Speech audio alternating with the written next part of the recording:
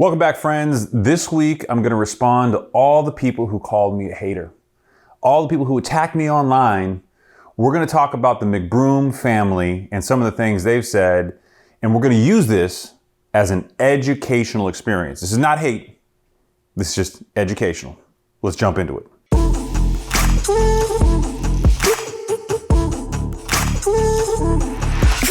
All right, for a little backstory, let's get into what happened. I posted this video. Austin McBroom and his Ace family are facing foreclosure on their Woodland Hills home. Built in 2019, this home has to be one of the largest and most luxurious in the area. It's situated on nearly 2 acres and features an astonishing 15,000 square feet of living area, 10 bedrooms, and 15 bathrooms. In May of 2019, the family bought what was then 2 unfinished mansions, only to combine them and complete the construction. There's a concept in real estate known as economic obsolescence. It is the loss of value to factors outside of the underlying real estate. If this home were ever to sell, it would likely take a huge hit on price because it is overbuilt for the area. Now, the video is actually about economic obsolescence. It's a concept in real estate where something is overbuilt to the point where you're never going to get the value out of it.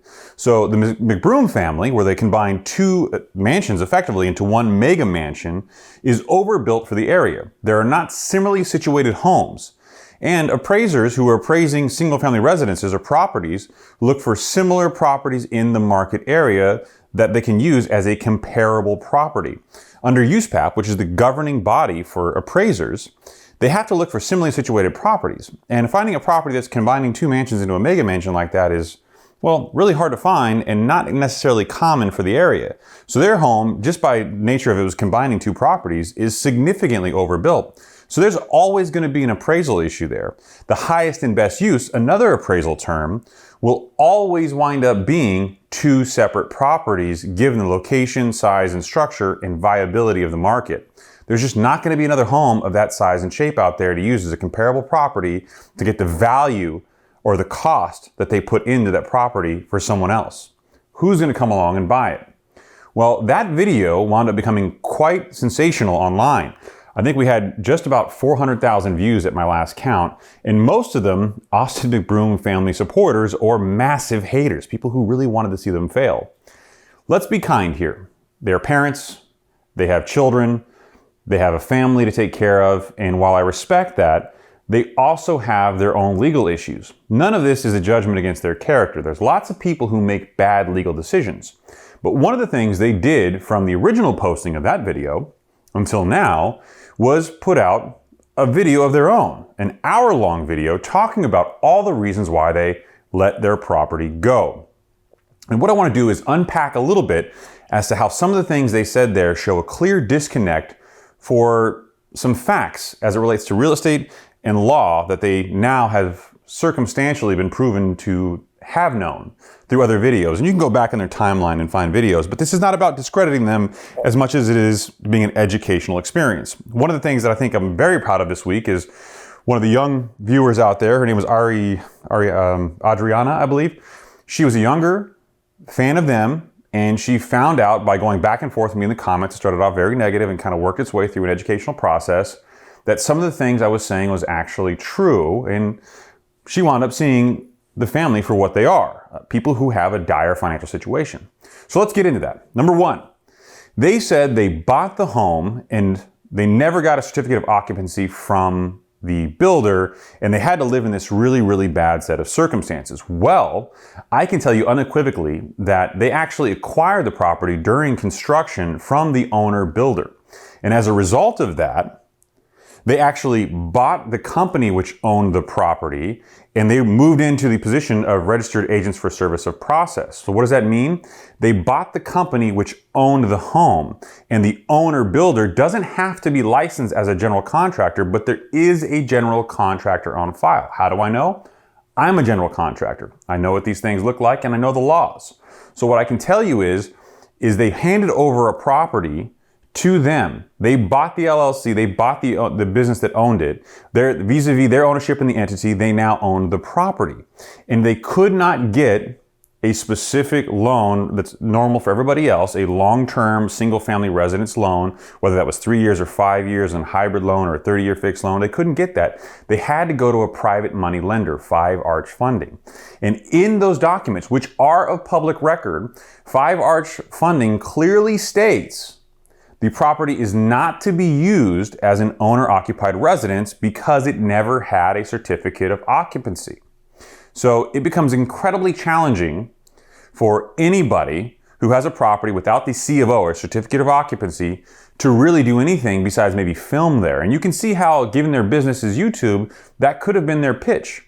But ultimately they moved in. And when you don't have a C of O, you can't get things like gas to run to your property, while in some cases you can get electrical. So as they said in their video, they had no hot water. Can you imagine living in a property for 3 years with no hot water? I don't know how that set of circumstances works out, but that's not good. That's not good for your health or your sanity, much less for just getting a property that has any value.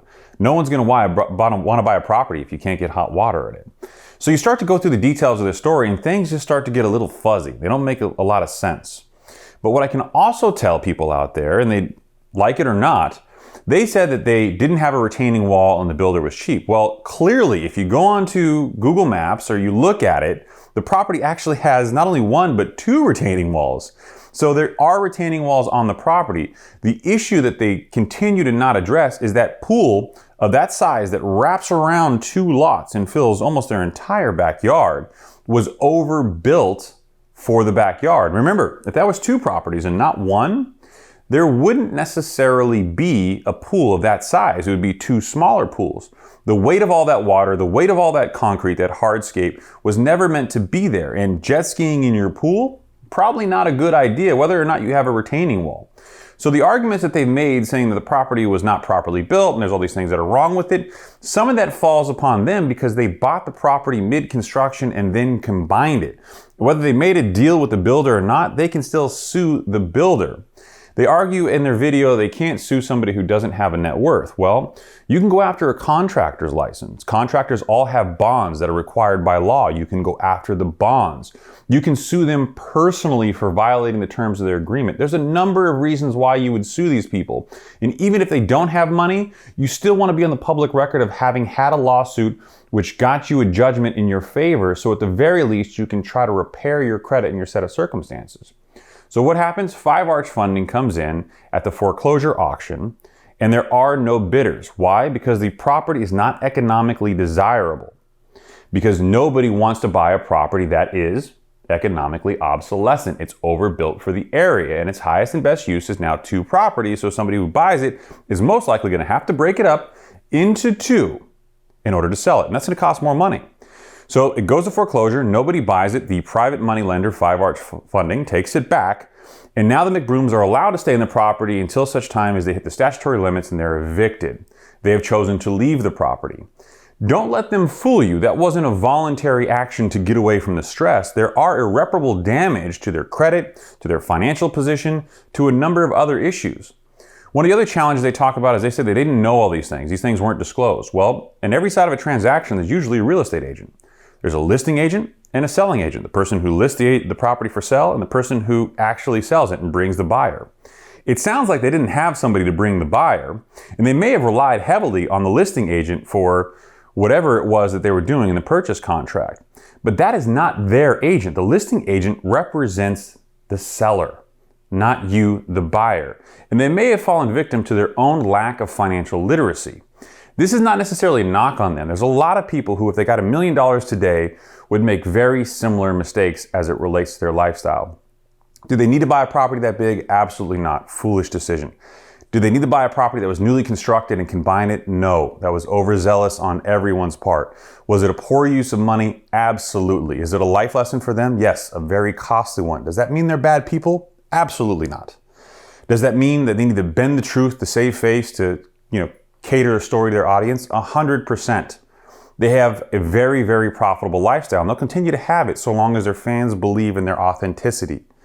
I would say a lot of their story was not authentic, but sometimes that comes off as just embarrassment for the situation that people find themselves in.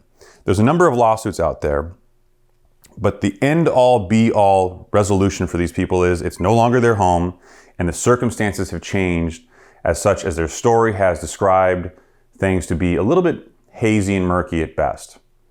They are responsible for the money they borrowed. They probably couldn't get a loan because it was never supposed to be occupied by them. We know that to be a fact. But let's use this as an educational opportunity. Let's use this as a way to help people understand the basic financial literacy tools they need. Hopefully, we all learned a little bit of something today. Ask questions.